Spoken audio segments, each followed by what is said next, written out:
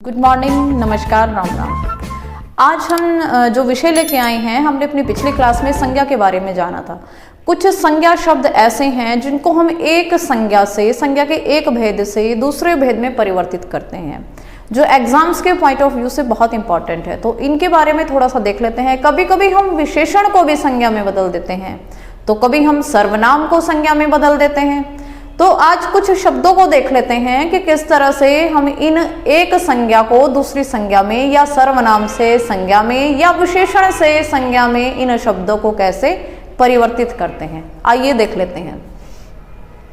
सबसे पहले हम देखेंगे जातिवाचक संज्ञा को भाववाचक संज्ञा में हम कैसे परिवर्तित कर सकते हैं। जातिवाचक हमने अच्छे से पढ़ा था कि जहां पर एक प्रकार के जो जाति है उसकी बात हो, और भाव वो जो फीलिंग होती है उसकी बात होती है। तो हम जातिवाचक संज्ञा का शब्द देखते हैं ईश्वर।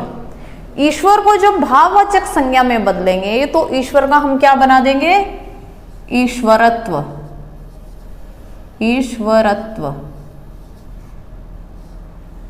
या ऐश्वर्य, क्योंकि ईश्वर का जो भाव है वो या तो ईश्वरत्व होता है या ऐश्वर्य होता है। ठीक है। अब नेक्स्ट हमारे पास जो शब्द है वो है किशोर। जब हम किशोर को भाववाचक संज्ञा में बदलेंगे तो किशोर का हम क्या बना देंगे? कैशोर्य। कैशोर्य। नेक्स्ट है गुरु। गुरु को हम जब भाववाचक संज्ञा में बदलते हैं तो गुरु का भाव क्या होता है? गुरुत्व या गुरुता। फिर है बाप। बाप का भाव क्या आता है भाववाचक संज्ञा? बपोती।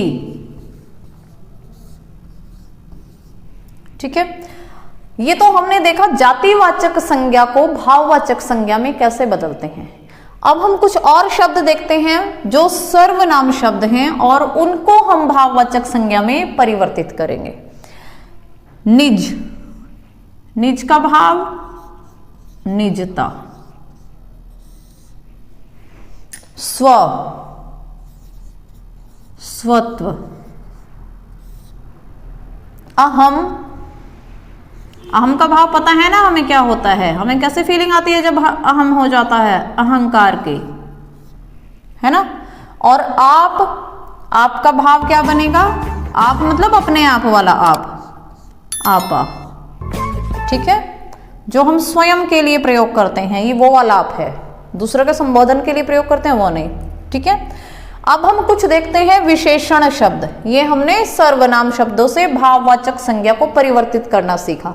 अब हम सीख रहे हैं विशेषण शब्दों से भाववाचक संज्ञा को हम कैसे परिवर्तित करेंगे, कैसे बनाएंगे हम विशेषण शब्दों से भाववाचक संज्ञा। तो सबसे पहला विशेषण शब्द है तपस्वी। तपस्वी का भाव क्या होता है भाववाचक संज्ञा? या तो तप होगा या तो तपस्या। फिर नेक्स्ट हमारे पास जो शब्द आता है वो है नीच। नीच का भाव क्या होता है? नीचता। नीच व्यक्ति के अंदर कैसे फीलिंग होगी? नीचता की फीलिंग होती है ना। अब जो विस्तृत है, विस्तृत विशेषण शब्द है। विस्तृत का हम क्या देखते हैं भाव? विस्तार। पूरी पृथ्वी पर विस्तार, कुछ भी हो सकता है ना। किसी भी प्रकार आप इसको शब्द को प्रयोग कर सकते हैं। सुंदर। सुंदर जो है उसको जब हम वैसे ये विशेषण शब्द है, अब जब भाववाचक इसकी संज्ञा बनाएंगे, क्योंकि हमने भावों में भी बात की थी कि भाव इस प्रकार के ही होते हैं, तो सुंदर का हम क्या बना देंगे? सुंदरता या सौंदर्य। इस प्रकार ये हमने जातिवाचक संज्ञा को भाववाचक संज्ञा में बदलना सीखा। फिर सर्वनाम शब्दों से हमने भाववाचक संज्ञा को बनाया। फिर हमने विशेषण शब्दों से भाववाचक संज्ञा को बनाया।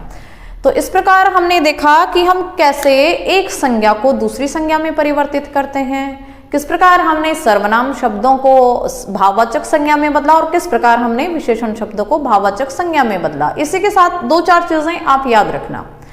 जब भी हम भाववाचक संज्ञा की बात करते हैं, जब हम बात करेंगे भाववाचक संज्ञा की, तो कुछ ऐसी छोटी छोटी सी चीजें हैं जो याद रखें।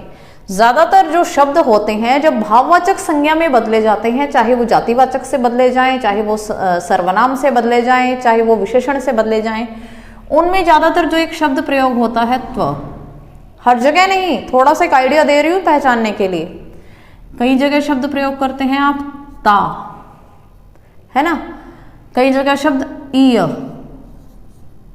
ईय का प्रयोग करते हैं आप, है ना। जैसे ईश्वर, ईश्वरत्व, इसमें त्व आया, ईश्वर, ऐश्वर्य, ईय, ठीक है। और भी आपने बहुत सारे शब्द ऐसे देखे हैं। तपस्वी का तपस्या बनाया, नीचता, है ना, इसमें भी ता प्रयोग हो रहा है। निज में निजता, ठीक है, गुरु, गुरुता। इस प्रकार से ये 3 शब्द ज्यादातर चलते हैं भाववाचक संज्ञा में, ठीक है। ये आपको थोड़ा सा याद रखना है, ठीक है। आज के लिए इतना ही, थैंक यू।